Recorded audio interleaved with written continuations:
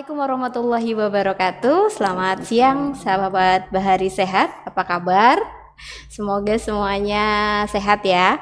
Ketemu lagi dengan saya Eti Purwaningsi di Bahari Sehat, podcast kesayangan kita semua.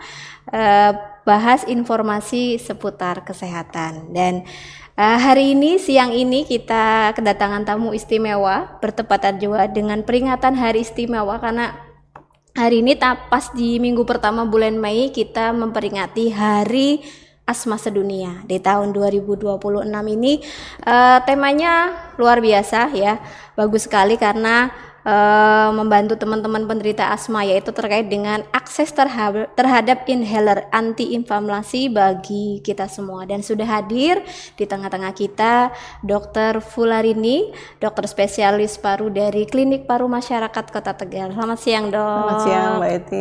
Terima kasih sudah mau hadir sama-sama. Dan memberikan informasi. Insya Allah nanti akan memberikan informasi yang penting buat seluruh warga Kota Tegal terkait dengan asma.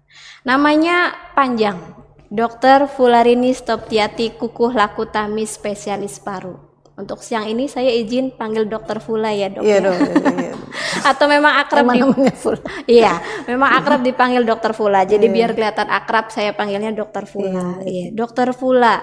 Hari ini kita mau ngomongin tentang penyakit yang sebenarnya sudah sering kami dengar, nggih. Nggak sedikit juga teman-teman kami yang mungkin keluarganya atau mungkin saudaranya juga ada penyakit ini nih, asma. Cuman tidak banyak yang tahu sebenarnya apa sih penyakit asma. Apakah kalau yang tiba-tiba sesek itu asma, atau kalau yang dingin tiba-tiba kumat itu asma, atau seperti apa. Nah, mungkin hari ini kita akan mengupas habis apa itu asma, obatnya apa, bisa disembuhin atau tidak, gejalanya apa, bersama dengan Dr. Fula. Pertanyaan pertama nih, Dok. Sebenarnya penyakit asma itu penyakit apa, Dok? Iya, asma atau orang Jawa bilang apa ya, bengek. Oh, bengek. Oh iya, makanya ngik-ngik gitu ya, Dok. Karena ya. bunyinya yang pasien rasakan bisa menggi. Ya. Jadi itu adalah penyakit heterogen. Ya, intinya adalah terjadi peradangan kronis saluran napas. Ya, karena ada peradangan saluran napas, maka biasanya yang dirasakan pasien tuh pasti pertama sesek. Ya, sesek napas, kemudian batuk. Bahkan kalau sesek bisa terdengar suara mengi, dada terasa berat. Dan ini biasanya bervariasi sepanjang waktu, jadi tidak terus-menerus sesek, tidak. Oh, begitu. Ada saatnya pasien akan membaik. Biasanya muncul itu pada malam hari. Keluhan muncul pertama biasanya malam hari atau awal pagi. Dan dia membaik dengan pengobatan. Iya. Jadi munculnya di malam, kemudian nanti membaik setelah pengobatan. Tapi setelah diberikan obat ya, Dok. Kalau tanpa obat berarti akan terus gejala kalau itu. dia sedang serangan harus obat, tanpa obat nggak bisa. Oh, baik. Tadi Dokter Fula bilang kalau ada serangan, berarti ternyata ada serangan asma juga ya, Dok. Selain serangan jantung, ternyata juga ada asma kambuh, itu juga kambuh ya. Oh, baik. Jadi ternyata gejala atau serangan ini yang harus diwaspadai mungkin teman-teman ya. Dibuat stabil agar tidak terjadi eksaserbasi atau serangan. Oh, itu tujuan. Makanya tujuan pengobatan asma adalah membuat pasien terkontrol atau stabil. Stabil saja ya, Dok. Stabil, ya. Kemudian ini bisa sembuh nggak sih, Dok, sebenarnya? Untuk asma sendiri sebenarnya nggak bisa. Oh, jadi tidak bisa sembuh? Tidak bisa sembuh. Yang bisa kita kerjakan adalah dikontrol. Sebenarnya asma sendiri adalah reaksi antara penjamu atau pasiennya dengan lingkungan. Jadi, reaksi. Kalau penjamu itu biasanya ada faktor risiko alergi sebagian besar itu, atau bisa juga karena obesitas, jenis kelamin, ras tertentu. Jenis kelamin juga ternyata punya pengaruh untuk jadi asma. Kemudian kalau faktor lingkungan itu banyak faktornya, Mbak. Jadi ada alerginya dari luar rumah atau yang dalam rumah. Kalau luar rumah biasanya karena kalau petani serbuk gabah mungkin. Ya, itu kalau rumahnya dekat sawah gitu. Kemudian waktu panen banyak serbuk sari yang terbang, itu bisa faktor pencetus. Kalau yang dalam rumah banyak. Contohnya banyak juga. Iya. Contohnya pasien ngeluh itu karena kenapa saya kalau dalam ruangan di kamar itu jadi sesek ya. Perhatikan di kamarnya gimana. Oh, begitu. Spraynya sering diganti kah, gordennya, kemudian apakah dia pakai karpet dalam ruangan. Betul. Karena itu adalah sumber tungo debu rumah. Ya, kemudian ada alergen kecoa. Kalau kita ketemu kecoa satu itu di belakangnya ada 100 ekor. Oh begitu kecoa. ya, Makanya ternyata itu ya. juga. Kalau sampai ketemu satu, teman-teman ternyata Temennya di ada belakangnya banyak, ada iya, 100. ada Oh iya, 100 iya. itu Dan juga ternyata saya baru alergen. tahu ada alergi kecoa dong. Iya, alergen kecoa ada. Oh, jadi asma itu kambuhnya ketika si penjamu dan tadi yang lingkungan itu bertemu berinteraksi. ya, berinteraksi ya. Iya. Jadi udah kitanya punya alergi, Punya faktor resiko resiko dari pribadi kemudian ditambah dengan lingkungannya lingkungan. Bisa mendukung. ditambah, iya. Tadi ada mungkin kotor, Asap rokok juga, asap debu, rokok, kemudian lingkungan kerja, contohnya orang yang kerja di pabrik dan dia umpamanya di pabrik sepatu, Betul. dia harus ngoles lemnya itu kan pakai bau. bahan kimia, itu juga faktor mencetuskan terjadinya asma juga. Semakin Iya. besar kemungkinan untuk Iya, serangan makin asmanya sering kambuh ya. kambuh kalau dia tiap hari ketemu dengan itu. Jadi teman-teman yang pertama adalah tidak bisa sembuh, tetapi bisa kita kontrol dengan Dikontrol, pengobatan ya. Iya. Dan ternyata pemicunya sangat-sangat Banyak banyak ya. Kalau tadi variabilitas. melihat yang disampaikan Dokter Fula, apa di mana aja ya, kapan aja bisa, Ya, bisa terjadi serangan atau ya. musim yang terlalu ekstrim, terlalu Iya. dingin kah atau terlalu panas itu pun juga bisa Bisa mencetuskan asma. mencetus. Emosi, Oh emosi. ya kalau orang Emosi. yang punya Emosi teman-teman. punya asma kemudian dia marah-marah itu bisa mencetuskan kambuhnya. Emosinya nggak stabil Iya, ya, harus bisa jadi mengontrol. bisa terjadi serangan ya. Baik, oh, luar biasa. Ternyata asma juga. Banyak Dan ketika faktor serangan resiko. itu terjadi tanpa ada pertolongan pertama jadi bahaya juga ya dok ya. Ya, tapi biasanya kalau orang asma pasti dia tahu. Jadi pasti dia punya obat. Punya pertolongan senjata ya karena. Iya. Nah itu yang tahu ya dok. Ada nggak dok misalnya dari awal tuh dia nggak tahu kalau asma punya ternyata asma. tiba-tiba muncul gejala itu berarti Ada juga. Biasanya juga. pasien datang dengan keluhan batuk. Saya batuk kok nggak sembuh-sembuh. Orang taunya TBC. iya. Datang ke puskesmas dicek dahak hasilnya negatif. ternyata Ya kan? Baru datang ke dokter spesialis paru umpamanya. Di ronsen juga baik-baik aja. Kalau asma kan gambarannya normal. Gambaran ronsennya normal. Kemudian waktu di pemeriksaan fisik baru ketahuan. Oh iya ini ada begitu. Jadi di ronsen normal. ronsennya normal. Pemeriksaan fisik fisiknya kalau dia sedang serangan baru muncul. Iya. Kalau tidak ada Tidak serangan tidak tidak bisa. akan Nggak kita bisa. mencurigai diri sendiri ke Jadi situ adanya ya. dengan spirometri baru ketahuan. Oh baru tesnya dan itu Ada harus pemeriksaan lagi dan itu adanya di KPM. adanya di KPM. Di KPM.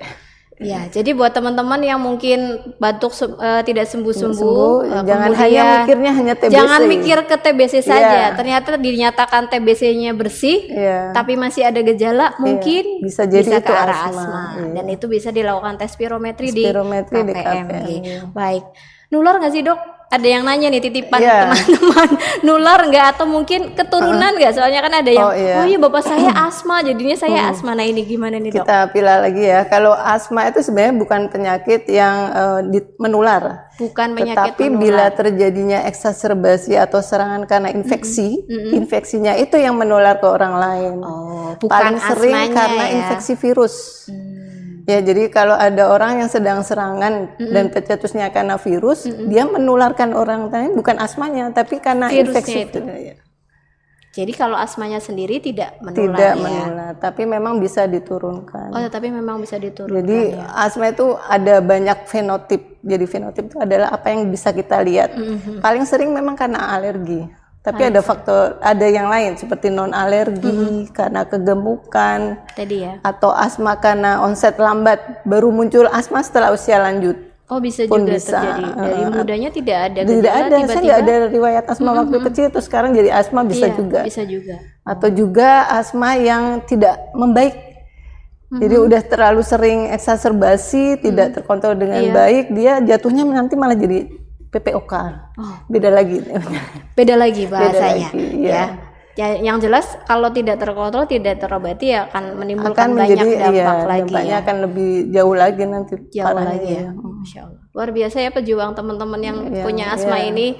tadi kata dokter Fula harus bawa obat kemana-mana, dan kebanyakan memang teman-teman itu bekalnya banyak ya. Iya. Kebetulan teman kita Seruaka juga ada dia, yang jadi asma kemana-mana dia bawanya lengkap. Ya.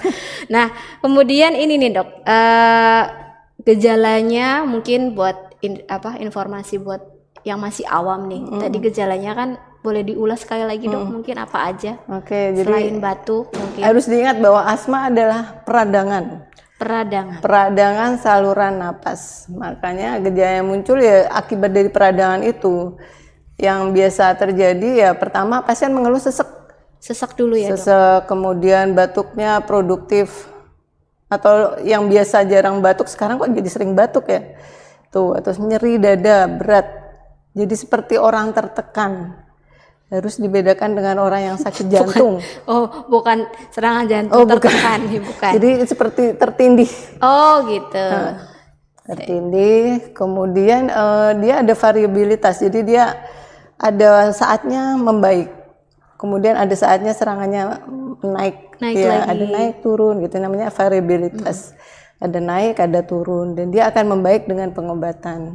Beda dengan yang namanya PPOK yang saya sebut tadi. Iya. Kalau PPOK relatif menetap seseknya. Jadi ada terus ada ya? terus. PPOK itu pada pasien yang riwayat merokok. Biasa terjadi pada usia 40 tahun ke atas. Udah 40 ke atas muncul tuh PPOK-nya ya? PPOK. Kalau asma tadi ya? Bisa mulai dari kanak-kanak sampai... Anak-anak tuh ternyata bisa juga di asma ya? Iya.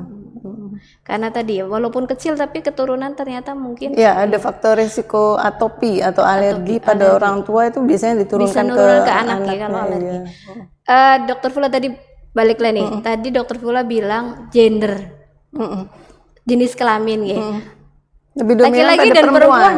Oh, lebih dominan pada perempuan. Ya. Kenapa nih dok? Apakah ada penelitian kenapa lebih dominan pada perempuan atau sudah kodarullah masih misteri, mungkin masih diteliti, tapi memang banyak kasus lebih sering beberapa prevalence asma itu lebih sering pada perempuan, lebih tinggi pada perempuan dibanding.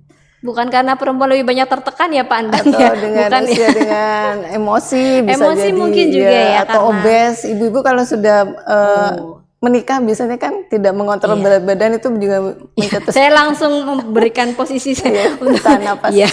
Saya tahan nafas nih dok. Iya benar. Berarti memang secara faktor risiko juga perempuan atau memang jauh lebih. juga dengan hormonal pun bisa. Iya. Berarti memang perempuan memang secara lebih berisiko karena tadi ya risiko obesitas, kemudian emosi, kemudian tadi hormonal lagi. Ternyata memang. Berarti perempuan harus lebih attens lagi nih masalah perasmaan ya. Apalagi kalau sudah punya alergi ya dok. Iya, kalau orang tua atau biasanya kelihatan Mbak dari matanya gitu, orang alergi hitam. Saya alergi nggak dok? Enggak. Saya mau diterawang sama dokter Fula. Ya. Jadi orang nggak usah bilang, ini kamu punya bakat alergi, dari kelihatan. Ini karena dokter Fula sudah udah berpuluhan tahun ketemu dengan pasien dengan asma, jadi sudah kelihatan dari ciri-ciri belajar fisik. Dari pasien sih. Belajar dari pasien. Memang pasien itu sebenarnya sumber belajarnya kita ya dok ya. Iya betul. Baik. Nah dok, misalnya ini nih masalah kadang pemicunya kan kita nggak ngerti ya, parah atau tidak. Kalau misalnya terjadi serangan yang sangat mendadak dan parah, apa yang bisa terjadi dok kalau misalnya teman-teman? Biasanya itu munculnya eksaserbasi itu kalau ada keluhannya makin berat. Contohnya, kok seseknya nggak membaik dengan obat? Harusnya dengan ini langsung biasa membaik. Pakai yang semprot atau hisap, sudah dipakai kan idealnya 2 kali sehari untuk pasien yang stabil. Tapi kalau udah pakai lebih dari 4 atau 6 kali masih belum membaik ya berarti ini lagi eksaserbasi. Atau bila dahaknya berubah, yang biasa dahak warna putih kok sekarang jadi kuning atau hijau, ya bisa jadi ada infeksi yang memicu eksaserbasi tadi. Kalau udah seperti itu, tindakan yang pertama yang harus dilakukan teman-teman gimana dok? Datang ke fasilitas gawat darurat. Berarti ini karena sudah tidak baik. Tapi biasanya pasien tuh mereka sudah punya alat nebus sendiri di rumah. Karena sudah paham dengan ini tahu ya. Pernah dirawat di rumah sakit, rumah sakit di nebu itu membaik, jadi beli sendiri online bisa. Nanti. Dan memang boleh ya dok untuk kepemilikan? Kalau saya tidak menyarankan. Kenapa dok? Saya tidak menyarankan. Jadi Untuk pasien sebagai pengontrol di rumah sebaiknya dalam bentuk hisap atau semprot. Karena kalau nebu itu settingnya untuk dirawat di gawat darurat atau untuk rawat inap. Di pelayanan kesehatan yang sudah ada tenaga kalau medis ya di teman-teman. rumah Tidak sebaiknya disarankan jangan, ya, karena kita tidak ya sebagai orang awam terbatas ilmuwan, jadi memang itu alat untuk alat medis, jadi memang teman-teman tenaga medis yang harus mengoperasikannya ya Pak. Jadi mending langsung ke pelayanan kesehatan ke gawat darurat aja ya. Baik, oke. Kemudian jadi begitu tadi gejala yang disebutkan dokter ketika setelah berapa kali hisap atau semprot tidak membaik ya, kemudian dahaknya juga sudah mulai berubah atau mungkin gejala fisiknya juga udah nggak enak, mending langsung ke gawat dirawat darurat. saja. Baik, oke. Kemudian ini dok, boleh nggak sih teman-teman asma itu tetap beraktivitas seperti orang normal, mungkin olahraganya kalau lagi ngetren lari nih dok, atau lagi ngetren runner ya. Ini teman-teman asma ini sebenarnya boleh nggak aktivitasnya atau dibatasin? Jadi sebenarnya gini Mbak,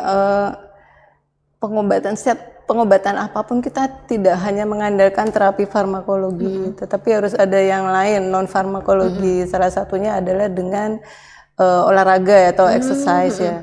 Jadi latihan fisik itu untuk pasien atau tanpa sakit pun fungsinya untuk meningkatkan kebugaran fisik.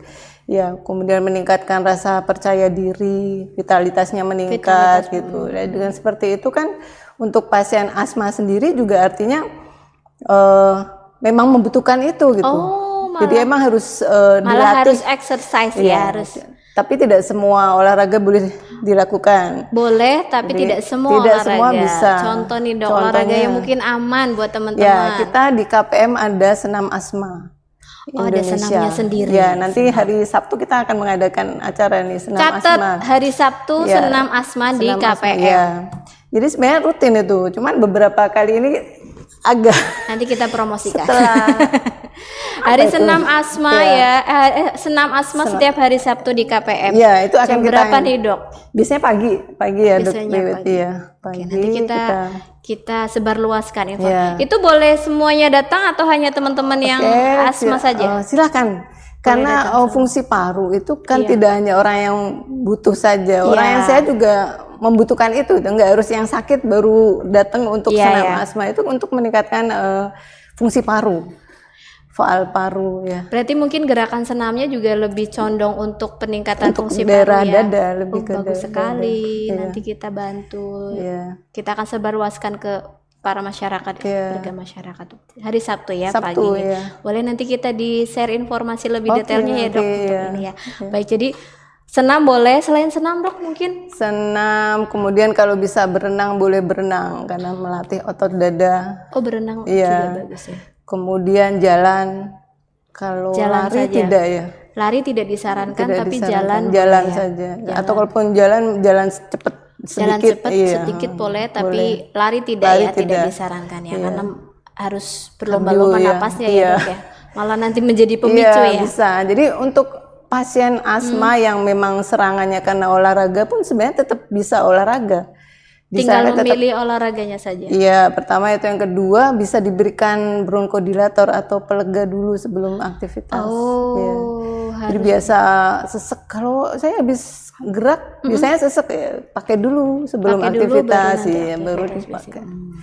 Jalan. Itu pentingnya teman-teman asma tetap kontrol rutin dengan teman-teman tenaga medis untuk tahu faktor resikonya betul ya. Jadinya memang jangan nunggu ada keluhan baru. Biasanya datang jelek dulu baru. Iya, jangan keburu jelek. Ya, memang seperti itu.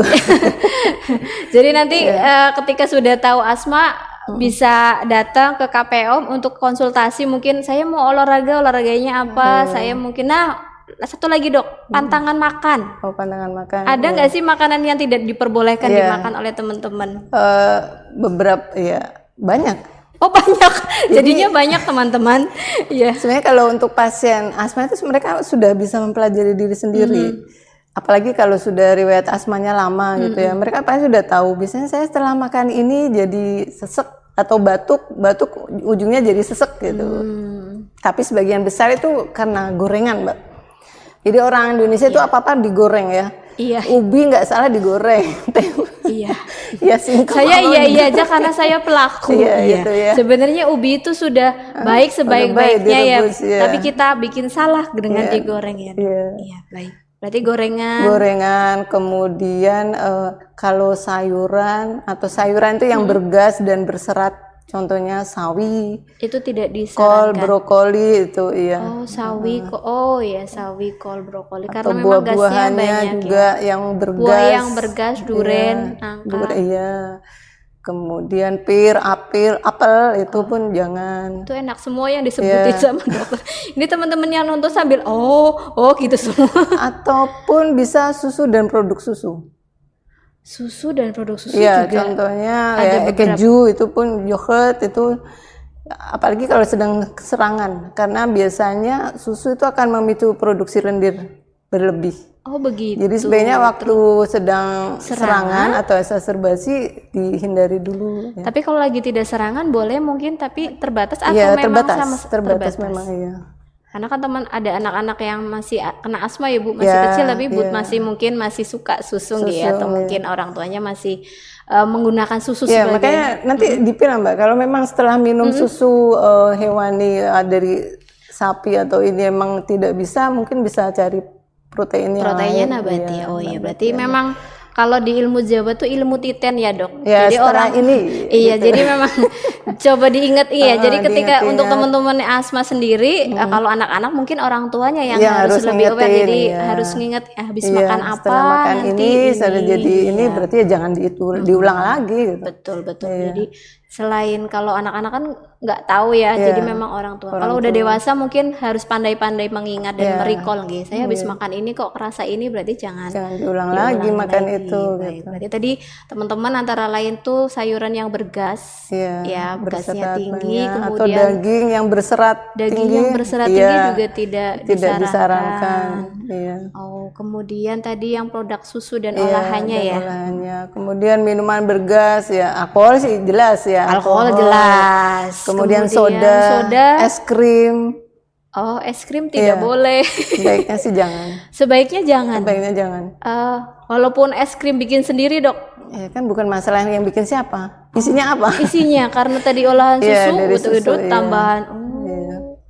Wah luar biasa ya. Berarti memang ini informasi yang penting banget untuk seluruh warga dan masyarakat. Karena kadang suka bingung ya habis makan apa ya. Ternyata es krim teman-teman juga bisa menjadi pemicu ya. Terusnya asma. Ya. Dan es-es yang lain, Dingin ya, jadi Apalagi- bukan masalah. kalau es krim mungkin susu dan dinginnya ya Dok ya. Kalau es ya berarti esnya itu yang dinginnya itu. Ya. Makanya ini lagi ngetrennya perkopian, persusuan, Oh, dan iya, perdinginan iya, ya Bu. Jadi es, kopi, susu itu sudah triple ini Iya, ya Bu. baiknya jangan. Ya. Kalau kopi gimana Dok? Kopi secara langsung enggak? Belum ada studi yang Berarti kopi boleh jangan pakai susu ya Dok? Ya mungkin ya, kopi hitam itu kan sehat Iya. sebenarnya. Oh iya berarti Iya. masih aman. Oke, jadi pantangan sudah, aktivitas sudah. Jadi tadi aktivitas juga masih oke ya Dok ya? Bisa, Masih iya. bisa. Oke. Baik. Kemudian untuk pengobatannya nih, Dok. Iya. Kira-kira selamanya Oke. Jadi pengobatan asma itu tergantung derajatnya ada atau derajatnya. kelasnya. Jadi Ada asma itu ada yang paling ringan, asma intermiten, kemudian persisten ringan, sedang, berat. Ada 4 Iya, ya. ada 4. Jadi kalau yang ringan itu dia tidak perlu setiap hari pakai obat. Jadi munculnya perlu gejala baru pakai. Itu yang paling ringan. Paling ringan. Contohnya adalah pasien yang dalam sebulan kurang dari 2 kali Serangan. serangan itu atau muncul keluhan sesek ya, berarti itu termasuk yang ringan. Oke. Kurang dari 1 bulan munculnya 1 atau 2 kali per bulan itu masuk yang ringan. ringan. Kemudian persisten ringan itu bila dalam 1 minggu 2 sampai 3 kali saja serangan. 2 sampai 3 kali itu masih ringan. Iya, itu masih ringan, persisten ringan. Itu butuh obat setiap hari. Kemudian yang persisten sedang itu bila muncul serangannya setiap hari, muncul seseknya bukan serangan. Muncul sesek setiap hari itu berarti dia butuh obat yang dipakai setiap hari juga. Apalagi makin berat berarti obatnya udah double itu. Itu. Jadi kalau ditanya apakah Saya butuh obat? Apakah butuh obat? Tergantung derajatnya, tadi ya. iya. Tapi dari semua tingkat semuanya harus siap obat ya dok Iya, ya? harus ada obat Harus di rumah, setiap- harus punya. iya, apalagi Itu tadi pasien yang asma udah pintar, udah tahu. udah apal karena mereka ini ya Yang ngerasain. sudah merasakan Iya. dan ya begitu. Saya speechless karena saya merasakan, saya membayangkan perjuangannya teman-teman Iya. asma ini luar biasa. Iya. Jadi teman-teman yang tidak kena asma, ayo bersyukur, alhamdulillah ya Allah, iya. masya Allah. Ternyata teman-teman asma ini Perjuangannya lumayan. perjuangannya luar Iya. biasa ya dok, karena tiap hari mereka punya peluang untuk merasakan tadi ya. Jadi bisa jadi Masih mungkin muncul Iya. gejala ya. ini gimana dokter Fula yang tiap hari ketemu pasiennya ya dengan berbagai macam cerita ya dok Iya, pastinya iya. ya. Oke, nggak kerasa udah mulai di penutup, tapi saya boleh minta pesan dan pesan-pesan buat teman-teman di luar sana dok terkait dengan iya. asma. Mungkin ada yang harus banget ini warga Iya. Kota Tegal tahu tentang asma nih dok. Iya, bahwa asma sebenarnya itu tidak bisa sembuh total, tapi kita bisa mengontrol terjadinya serangan. Kalau memang sudah tahu punya riwayat asma, harus mempelajari dalam dirinya apa sih yang mencetuskan asma, karena masing-masing pasien itu beda. Jadi saya balikan lagi ke pasien. Biasanya Anda muncul gejala setelah apa? Itu yang harus diingat-ingat. Karena masing-masing orang beda. Saya bilang nggak boleh ini, tapi untuk orang lain nggak apa-apa. Kemudian kan sekarang akses ke vaskes Iya. mudah. Semakin Ya, mudah. apalagi berapa persen yang pakai BPJS dan semua obat asma itu tersedia oleh Di cover BPJS ya? Iya. Alhamdulillah. Kami di KPM punya lengkap. Punya Alhamdulillah, iya. Jadi silahkan kalau punya riwayat asma dan selama ini belum terkontrol dengan obat, silahkan datang ke KPM, nanti kami akan tata laksana sebaik mungkin. luar biasa. Beruntung sekali Kota Tegal punya KPM dan jadi rujukan dari kota-kota lain juga Iya, ya dok ya. iya. Jadi mungkin tidak hanya untuk Kota Tegal, di kota-kota sekitar juga untuk yang membutuhkan layanan tata laksana asma nggih bisa datang ke KPM karena bisa bertemu dengan dokter Fula dan tim dari KPM. Pastinya obatnya juga sudah lengkap ya, di cover seluruhnya oleh BPJS. iya. Jadi tidak ada alasan lagi untuk tidak terkontrol ya dok. Iya. Iya. Dan tadi yang saya garis bawahi dari dokter Fula, penyakit asma ini berbeda di setiap orangnya. Jadi teman-teman yang penyakit ada sakit asma juga harus mempelajari diri sendiri ya dok.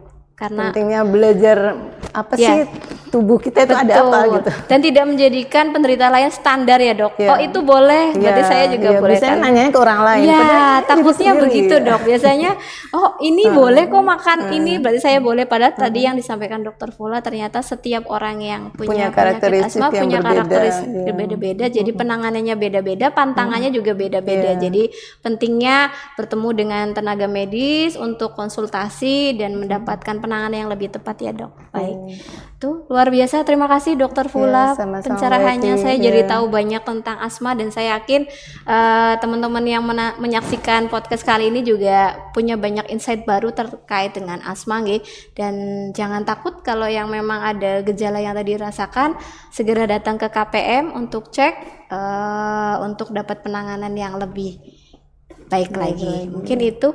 Dan menutup podcast hari ini saya boleh berpantun dok. Iya, silakan.